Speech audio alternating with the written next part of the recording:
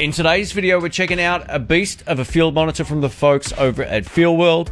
This is their T10 10.1 inch aluminium field monitor. That was just the box, by the way. It's right here. Let's get into it. Welcome to the channel, folks. My name's Shane. In today's video, we're checking out the Fieldworld T10 10.1 inch field monitor. This is the largest Fieldworld monitor I've tested so far, and the larger form factor makes it great for a few different situations, which I'll cover shortly. Now, at the time of producing this video, the T10 is priced at $199 US, which is quite affordable considering the size of this monitor. While this is a 10.1 inch monitor, they've managed to keep the weight down. It only weighs 639 grams without the battery pack attached, so it's still light enough for packing for a travel setup or if you're shooting on the go. As always, this will be a full pros and cons review of this unit, and I'll give you some things to think about at the end of the video if you're considering buying this. A massive thanks to Fieldworld for sending out this sample unit to the channel.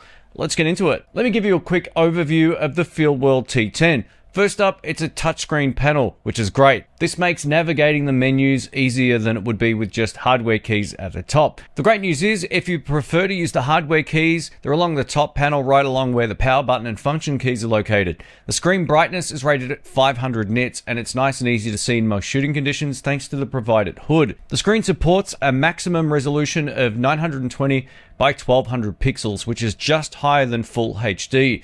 There's a 1500:1 contrast rating, a 160-degree viewing angle, and overall the screen looks really good. Maybe the biggest advantage to the T10 over some of the smaller units that I tested recently is that this can accept up to a 4K 60p signal and send that through via the HDMI output to another monitor or encoder. While the screen itself isn't a 4K screen, it can pass a signal through, which is cool. Like all of the other smaller units I've tested, this has no problems with UHD or DCI 4K signals, which is great for filmmakers. There are 4 1/4-20 screw points on this display, one on each side, so it allows you to easily mount this in a range of different situations, or of course you can mount it on the provided metal mount right here, which is actually really good quality.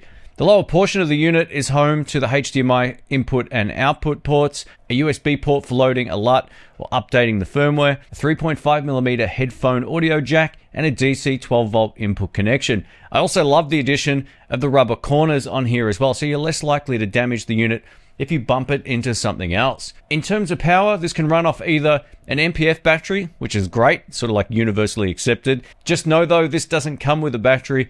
I was also disappointed to see the removal of any USB-C port like you'd find on even some of Fieldworld's other smaller units. That said, if you already have a power solution sorted out for another monitor that you own, it most likely won't be an issue. Much like the Fieldworld F5 Pro X I recently reviewed, this also allows you to power other accessories thanks to the F970 external install and power kit on the back. If you're unfamiliar with what this is, it allows you to power other accessories that use the same mount, like certain LED lights and wireless solutions. Before we get into the filmmaker tools and navigation, let me quickly talk about why I think this would be a good addition to your setup. First up, it can be used with any camera with a HDMI output. This means if you're doing any sort of solo content creation like this, or if you need a reference monitor for live streaming, you've got it. The Fieldworld T10 is also a great addition to anyone using an ATEM Mini or switching setup. It's bright and easy to see, and it's large enough to see it even in a room if it's back near where your camera is located, so no problems there whatsoever. If you're shooting a short film, for example, where one or more people are going to be looking at a reference screen, this makes a whole lot more sense over some of those 5.5 or 6-inch displays. Alright, let's talk about the touchscreen and navigation. So double tapping the screen will bring up the main menu. There's the same parent list of tools found in the other recent monitors that I've reviewed, including Assist, which is all the waveform, vector scope, focus, and exposure tools. The marker menu has all the grid lines, safety frames, center markers, and ratio markers. Image has all the aspect ratio, anamorphic D-squeeze options, or if you need to flip the screen in a different orientation, you'll find it in this image option. There's also a zoom mode, but I find it much easier to pinch to zoom like you would on your phone or tablet. The user option in this menu takes care of a preview LUT, and you can select from a few of the built-in ones like S-Log2, S-Log3, Log-C, and V-Log.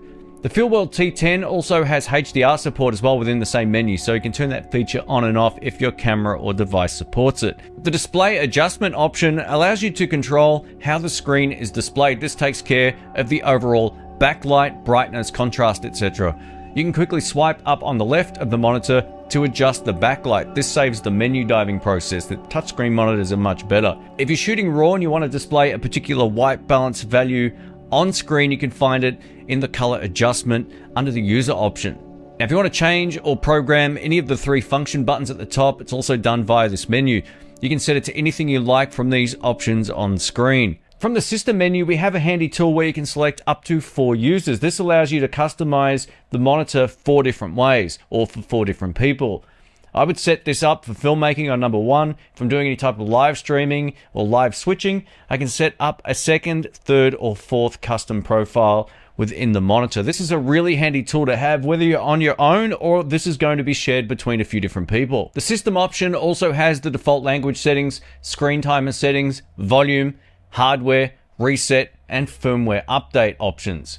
From the same menu, you can update the firmware by downloading it, installing it on a USB stick, plugging it into the bottom of the monitor over here, and following the process from there. All right, let's wrap this video up. I'm going to give you my final thoughts on the FeelWorld T10. Now, value for money, this is excellent if you're looking for a screen that's a lot larger than some of those conventional on-camera monitors, which means you can use this for filmmaking, but it will also be a great addition to the studio if you're doing something like this, any type of live streaming or live switching. The colors, contrast, and brightness all look great. The touchscreen display works beautifully, and I love the fact if you're shooting outside, we've got ourselves a really good quality sunshade hood, which is a step up over some of those sort of cheap fold-out plastic ones I've seen in recent times. So in terms of just what you get for the dollar, I think it's really good. I only really have 2 or 3 nitpicks depending on how you want to look at this one. There's no battery included, so that's an additional expense. And a screen this big should at least come with its own power supply. So it doesn't come with a power supply at all. There's no battery, there's no power supply. So just keep that in mind if you're thinking about buying this. And unlike a lot of the other FeelWorld monitors I've reviewed, this doesn't have a USB-C option for power, which I think is a bit of a bummer. Again, considering the size and USB-C is basically a standard, I would have loved to have seen that on this unit. I also wanted to share with you a bug I found with this, and just to let you know, this wrap-up section was shot over a week and a half after the rest of this video. And I missed this initially because of the way that I used this monitor in my testing. So the power button acts as a standby button. You can turn it on, it works. Put it into standby mode, it works. Try to get it out of standby mode, nothing happened. So I emailed FeelWorld and I thought maybe it was a firmware thing or whatever. But from what I understand, it's just a hardware issue with this button. The way I like to use this screen is anytime I put it into standby mode so the screen turns off, I just unclick the battery and I'm good to go. So all I had to do was unclick the battery, click it back in, and it would power up fine again. But yeah, just a small issue there with this. But overall, I think value for money, this is excellent. And yeah, as long as they don't all have that potential issue with the standby button, I would have no problems recommending this. But again, just do your research and see if anyone else encountered that problem. Thanks again for watching. If you want to check this out, I'll link it down below. Catch you soon.